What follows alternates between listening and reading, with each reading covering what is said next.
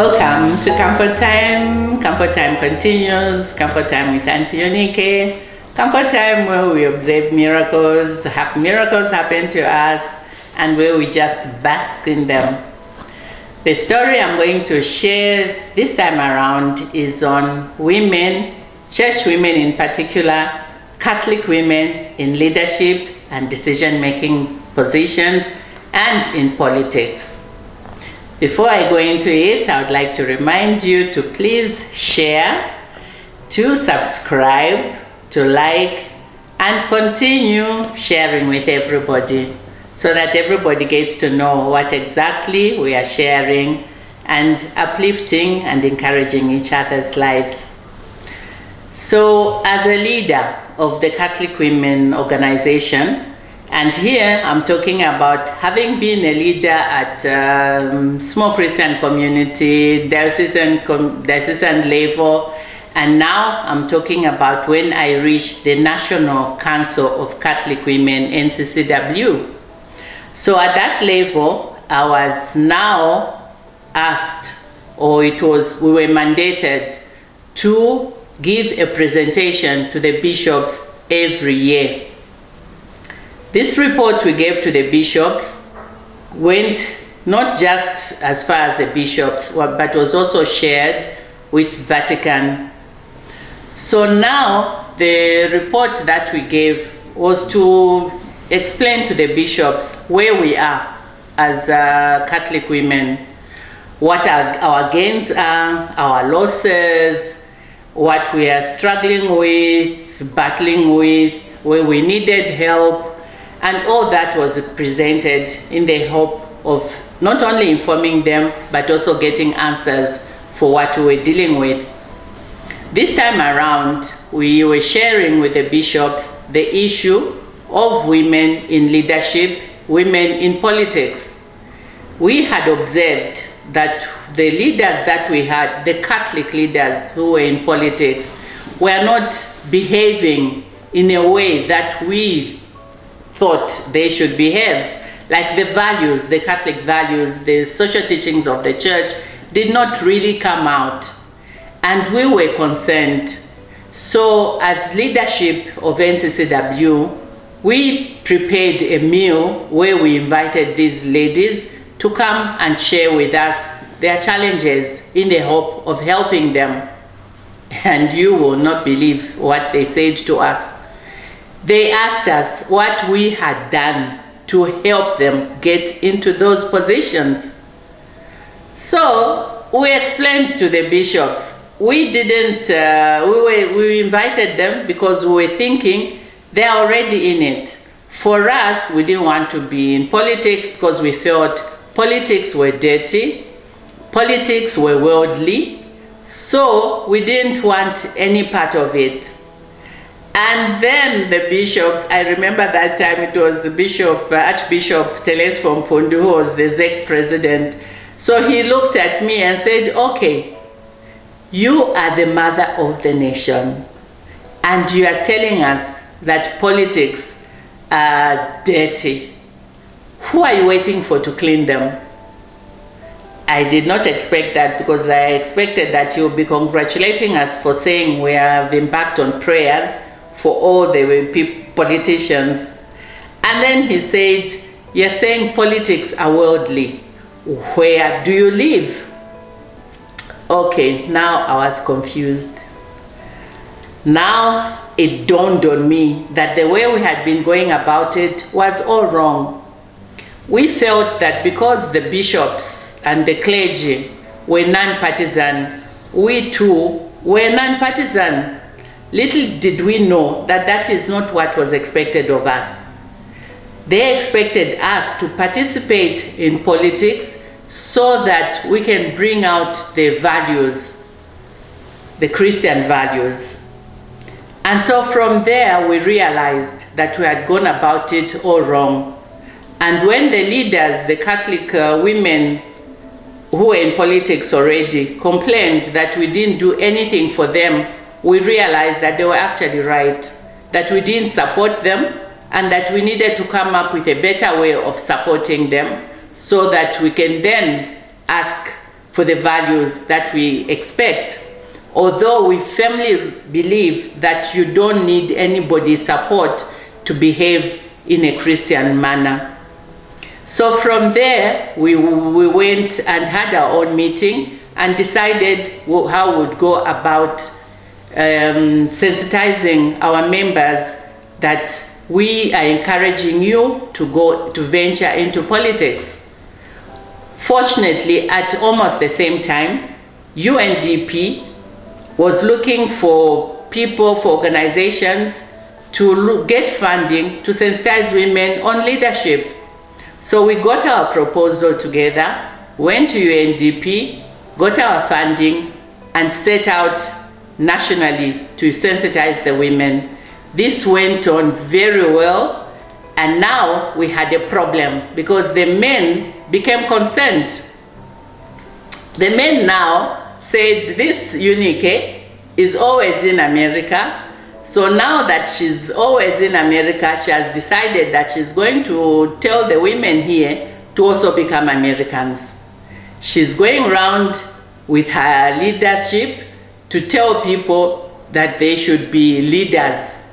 So what's going to happen if we don't stop her is that soon we are going to be the ones cleaning plates in our homes as the women go around as leaders. So they called us with my executive and said, what do you think you are doing? We tried to explain, but they said, we want you to explain to the leadership of the men of the entire country. So they were having a general meeting and they expected National Council of Catholic Women to be in attendance to explain. So we said, fine. Now, remember the funding we got was just to sensitize nationally our women. There was no provision for the main organization. So we went back to UNDP and explained what we were dealing with. UNDP was very kind. They told us no problem, just put an additional proposal and we'll give you the money. That's what we did, and we got the money. After that, we went to, and I remember the meeting was about 8 hours away from Lusaka. It was in Mungu, so 8 hours drive from Lusaka. So we went to Mungu, we explained to the men, and I just asked them a few questions. I said, yes, we are talking about women taking over leadership and you being the ones that wash plates. Because traditionally, when a woman has a child, especially where a woman does not have her own family around, the men step in to help the woman. They help to massage the woman, to bring her back to good health after having a baby. They help with the baby. And so it was surprising for me that they were saying, we want them to start washing plates. So I asked them, I said, be honest. When you don't have your wife's family around and your wife has just had a baby and she's weak at that point, what happens? Do you help her with the baby? Do you help her with the bathing? Do you help with the children, with cooking? And they said, yes, we do that. I said, okay, so now we're talking about leadership. Now we're talking about women coming from the office. Maybe you've lost your job and you're at home and your wife is coming from the office. She's tired. What is wrong with you stepping in, helping with the cooking, helping with just the children so that you can give her a break? She can rest and recover because she's weak. Weak from work is the same weak from having a baby. So what is the issue? And after they thought about it, they were like, you know what, we didn't look at it that way. Yes, traditionally we do help our women when they are weak. So when you were focusing on you talking about leadership, I think we didn't really think about it being the same way. So then by the time we were done explaining and exchanging notes, they even said, you know what, you women, we love you. Yunike, if you stand as president of Zambia, we will vote for you. So they encouraged us and we went back very happy. And you know, working with the women has left me really humbled. I worked with the most spiritual, most powerful women of the country. And I'm so grateful for the chance to have been in leadership at that time. We achieved so much. I remember when I just became leader, we didn't have a car, and we really used to struggle getting on buses. Sometimes we would get soaked going to meetings. I remember going for a meeting at NGOCC, and we were so soaked because we didn't have umbrellas. We didn't carry umbrellas. The rain came suddenly, and we kept on thinking, you know, there's no way we can be leading the organization at national level and we don't even have transport. We need to get transport. And God was so gracious to us, because we have a plot in Kabwata, which is quite huge. And at that time, Barclays, now ABSA, was looking for a place where in a community where they could have a small bank. So when they came to approach us, we were so happy. We gave them a small piece of land, and they put a small structure, prehab structure, as a community bank. And so we were getting enough money monthly for our use. So we sat down with the executive and said, guys, this is our chance. We need to get a car. So we went, talked to our national coordinator and said we needed a car, and where's the money going to come from? We said we are working on it. We wanted to be a surprise. So we negotiated with Barclays ABSA now to give us some money in advance, enough for us to buy a car. And then we traveled to South Africa, to Durban.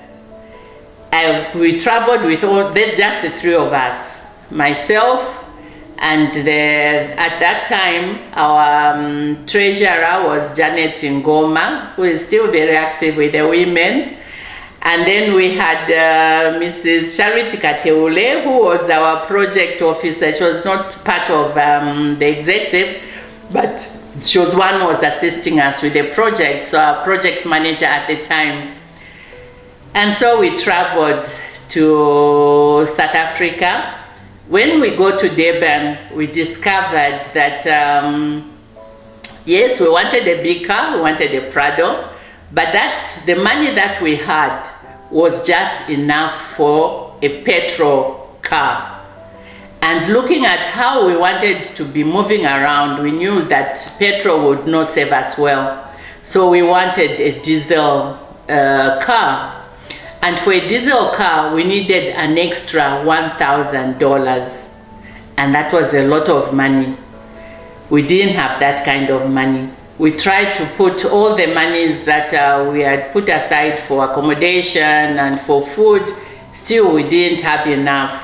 So when we reached the place where we wanted to buy a car, we found the manager and we explained that we wanted a diesel car, but we didn't have enough money for a diesel car.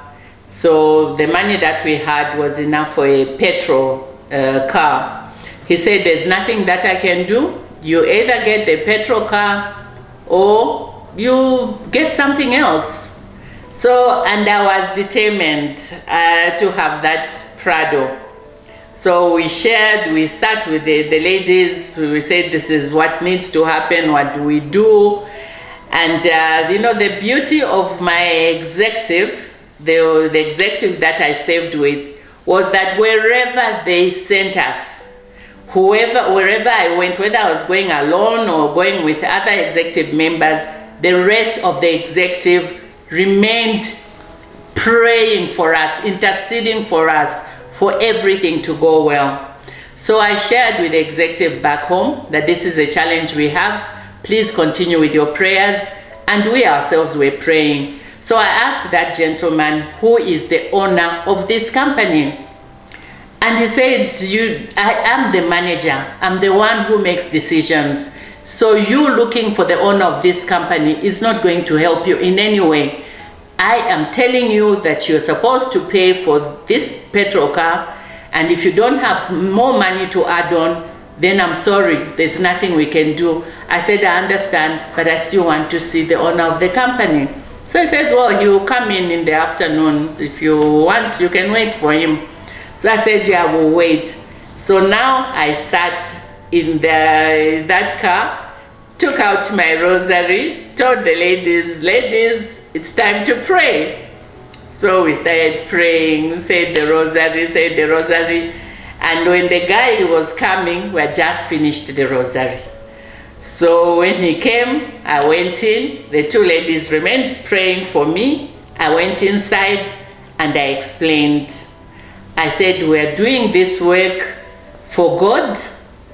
We need a car that is a diesel car, because if we take the petrol car, we will not be able to go very far. We will not be able to manage the petrol. So please, we don't have money. We are ready to give you even the money for our food, but it will not make $1,000. But we need this car. We can't take any other car. He looked at me and he laughed. Then he called the manager and said, Bwana, give this woman the car that she wants. And so we got our car and we celebrated, but that was not all. Now we had put all our other monies in the car. We didn't have money to pay for the hotel. So that meant that we now needed to travel and sleep in the car. So I shared with the ladies, with Janet and Charity. And Charity said, we can sleep in the car, let's just find a safe place to go and sleep. So now, fortunately, there was another guy who had been watching us. So he came to us and he told us, ladies, whatever you do, do not sleep in the bush.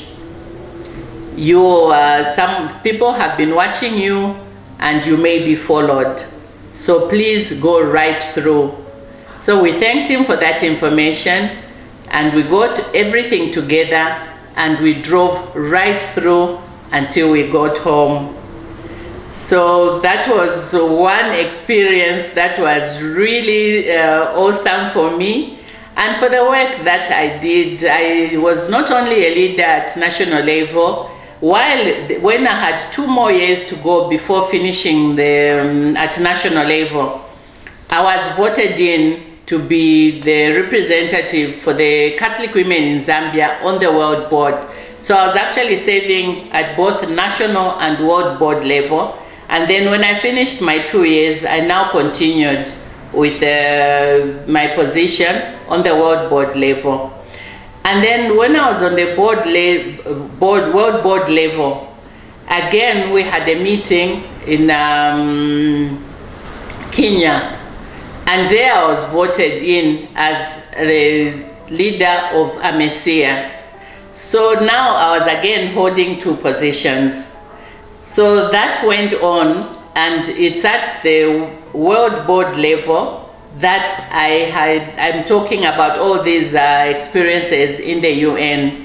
So serving at National Council of Catholic Women brought me in contact with women that are really spiritual, women that know how to support each other, women that know God first and other things later. And I'm so grateful and I'm so humbled to have been given that opportunity. And it was while I was at national level that I even received an award from Pope Benedict. This is the award that I received, and this talks about how I defended my faith. And so this was just cream on the cake. I enjoyed serving at national level and at World Board level. When I had 1 term to go on the World Board level, I decided that I should step down or not participate in the elections as a way of giving other people a chance. Because on the World Board level, 1 term is 4 years. So I had served for 8 years, and I felt that it was time for new blood, for other people to come on board. So, and I traveled the world. I thought I'd brought in everything that I could think of, and that it was time for someone else to bring in new ideas. So I wrote to the leadership and said I would not be taking up my third term. I will not be standing, so that I allow other people, because I knew that if I stand, it was going to be a problem for other people who would come to stand against me. So the best was for me to just go off and let others come on board, knowing that when we have chosen the person who is going to lead us going forward, I would then take that person with me when I go to the world board to go and help in the campaign. Because when you are chosen in Zambia as a leader on the world board, you are not automatically a leader at the world board level. On the world board level, all the 5 continents come to participate in the elections, and so the positions are limited. So there again, you need to campaign and show that you really are worth being a leader at the world board level. And so I was ready to do that, to escort whoever is chosen, because I was already exposed, I already knew how things worked, and then be there now to make sure that my country continues on that level. So this is my story on the leadership of the women. I am so humbled, I am so grateful, and I thank God for the opportunity. It has saved me so well. I have come to know awesome women. I'm so thankful. Please continue to watch this space for more stories. Continue to subscribe, like, and share. I'll see you in the next video.